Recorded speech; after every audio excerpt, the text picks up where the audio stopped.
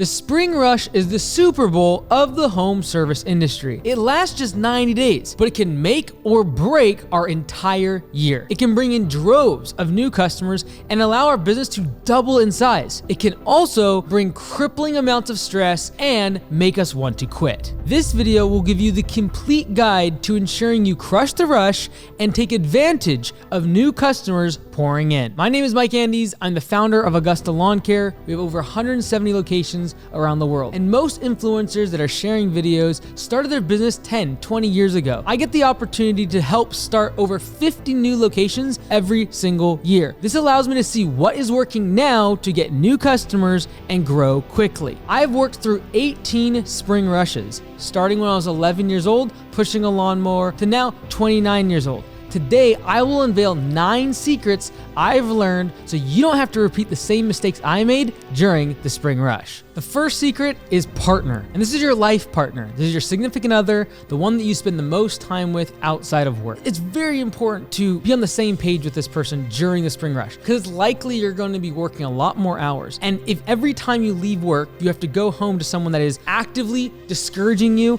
and pulling you away from your goals, it is going to be extremely difficult psychologically to keep your head in the game for 3 to 4 months when you have to work more hours, you're working overtime, weekends, evenings, etc. Does that eventually end? Does that eventually have where you're able to delegate and have other people run the business? Yes. Even in the first 3, 4, 5 years of starting a business, don't expect there to be any out in terms of spring rush, in terms of working more hours and being available a lot more often to your customers and to your team and to your employees. Having a partner that is on board with your dedication during the spring rush, very important. If they're actively supporting you instead of pulling you away from your goals during the spring rush, it's going to set up the next 8, 9 months for your family when it comes to providing for them if you can just lock in during the spring rush. This also might lead to needing some expectations set around your availability when it comes to social events, family events, and not being available every single evening for another event. Now, why do I bring up partner as the number one secret when it comes to the spring rush? I've seen that one of the major reasons home service business owners quit during the spring rush is a massive amount of stress. A lot of this stress actually springs from having bad relationship with their partner, whether it be friction around their goals, family, kids, money, etc. So whether or not you have a partner, a significant other that's on the team that is willing to sacrifice during the spring rush alongside you is a huge determining factor as to whether or not you will turn the spring rush into a massive win or turn it into an ultimate failure where you quit the business. The second secret is plan. The goal is to create a calendar and use 6-week sprints. There is going to be so many different things that will want to take your time during the spring rush. Everything from equipment failure to customers calling, complaining, employees that are calling out, and new employees that need to be trained, onboarding, payroll, taxes, the list just goes on and on and on. Create a calendar and use 6-week sprints. The calendar is going to dictate when you start in the morning and what your focus is at certain time blocks throughout the day. If you're out in the field working with a crew of 2, 3, 4 employees, the vast majority of your day is probably actually doing the work.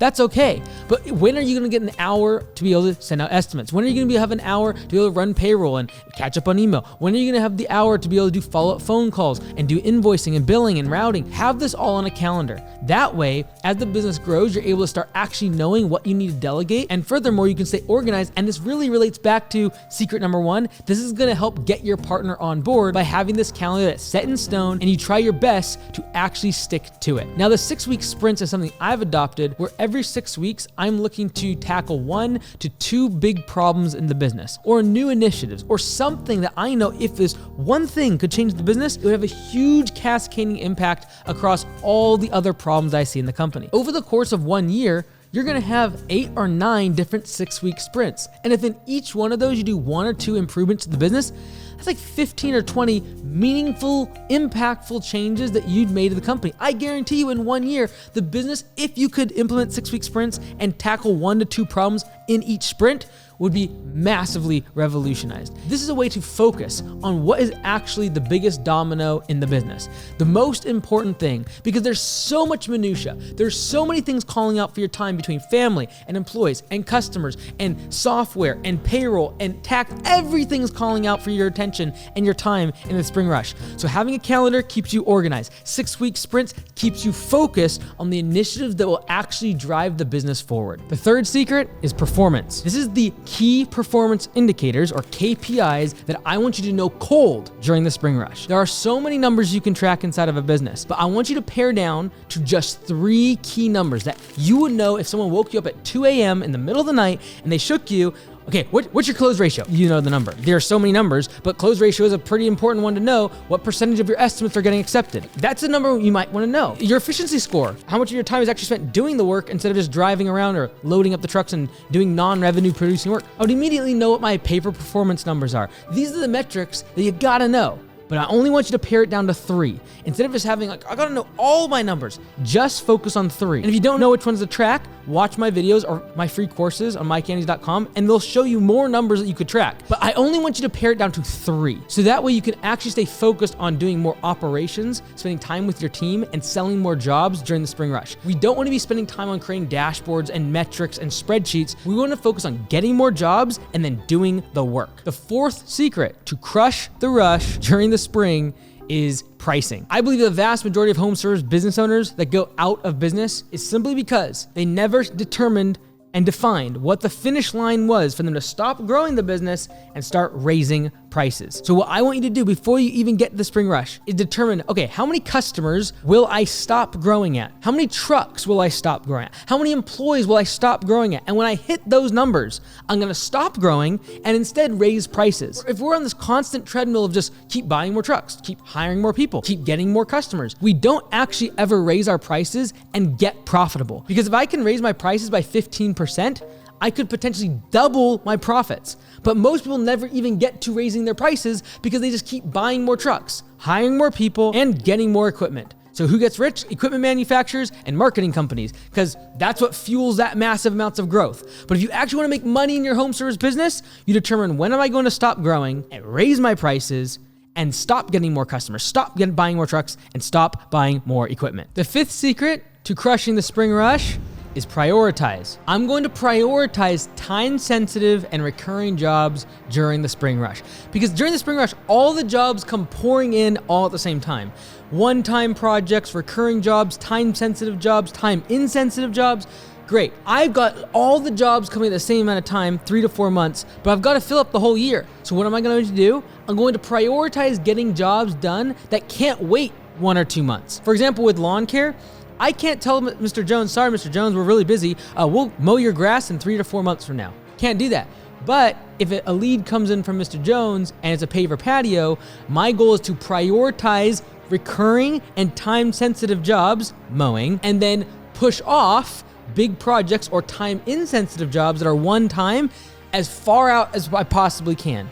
You can actually discount the job in order to be able to close it in your off season down the road. By doing this, I get revenue in my off season by pushing that project out, but I also am able to reserve time to get new customers that are for recurring work. And I personally want to prioritize recurring revenue during the spring rush. The 6th secret is prepare. This is when it comes to training your team. It's so easy, especially once you get above 5, 6, 7, 8 employees, that once you have turnover and people are joining every couple weeks, it's just very easy to just get in this habit of throwing people into a truck and hoping they work out. And I understand that inclination, especially when you just need hands, just get something done. Like, are you just half decent at doing the work?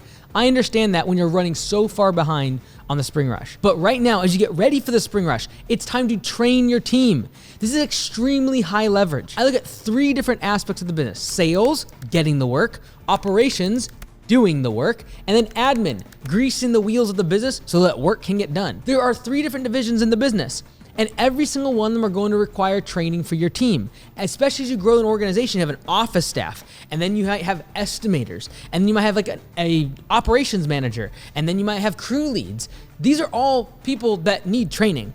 And having training from you as the owner is very high leverage. What I mean by that is if you do good training once, you have a standard operating procedure, you have a training video. If you can do that one time and 10, 15, 20 people watch it, you just took what otherwise would have taken you 20 hours and now you're doing it in 30 minutes.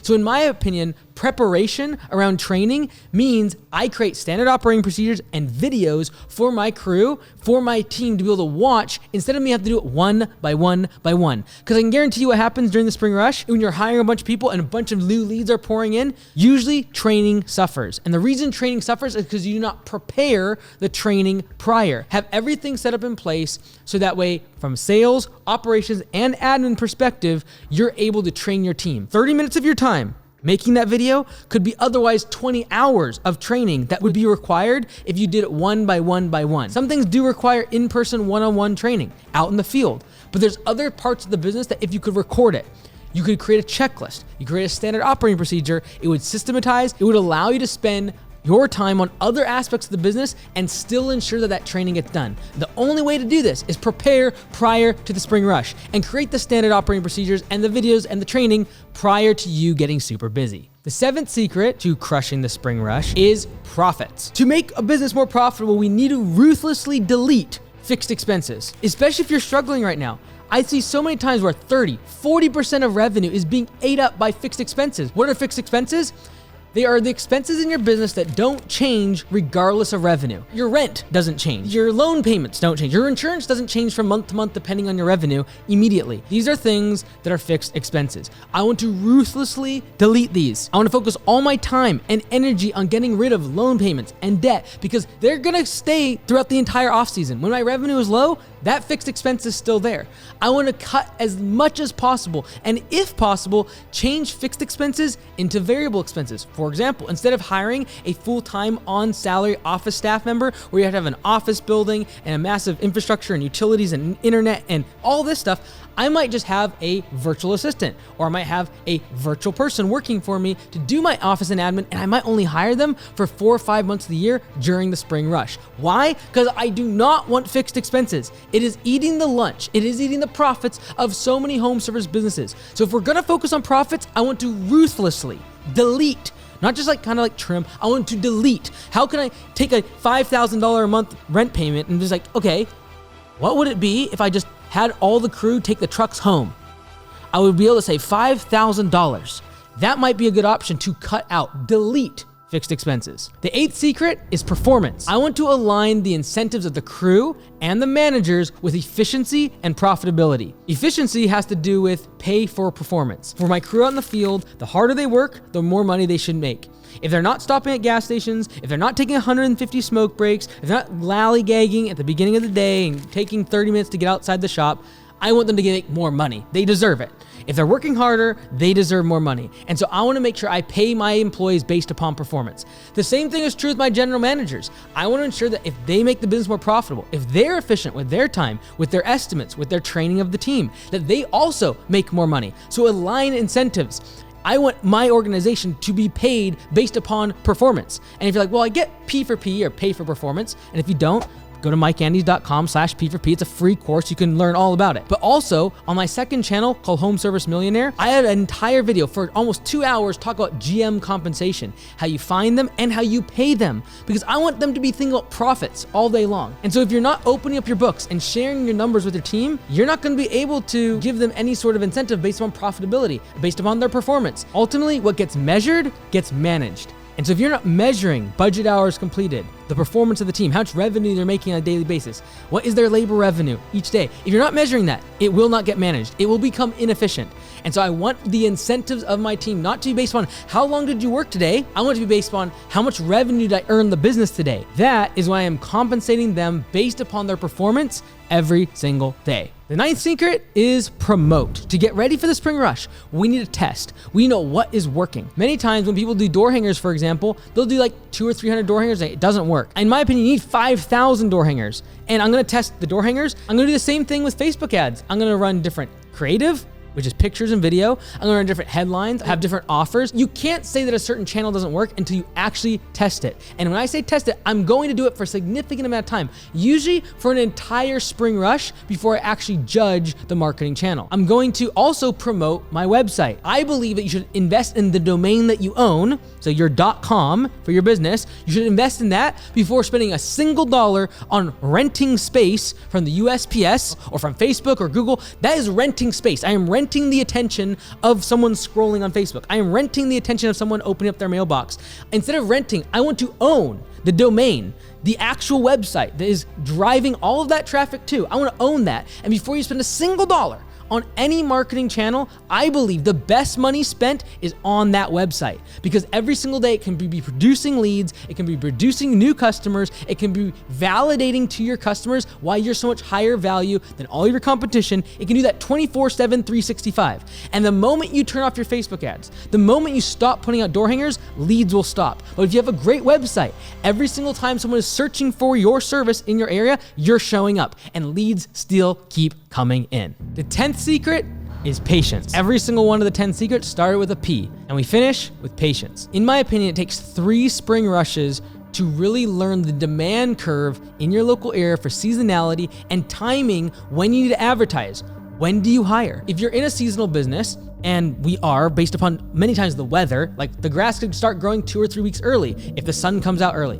It could be 3 or 4 weeks later if it snows late in the winter. These are factors that you only really start to learn when exactly those timeframes are after a few years of the spring rush. So give yourself a little bit of slack. It can be easy to get discouraged when you realize that you should have started a few weeks earlier, or that you didn't get enough employees, or you underestimated how many leads were gonna be pouring in, and you have to actually turn off your estimates or turn off your leads and turn away customers. That's very discouraging. After going through 18 spring rushes and seeing over 170 locations at Augusta go through this and start from scratch, it takes 3 spring rushes to really figure out, okay, if I start marketing the second week of February, I start mowing the first week of March, I need to start hiring every 3 weeks after that. The timing of the spring rush is so important, and to really nail it in your market, to know when things start to pick up, and to be able to forecast the trucks that you'll need, the employees that you'll need, how much space in your shop space you will need. These are things that just take time. So don't be too hard on yourself. Realize that watching videos like this,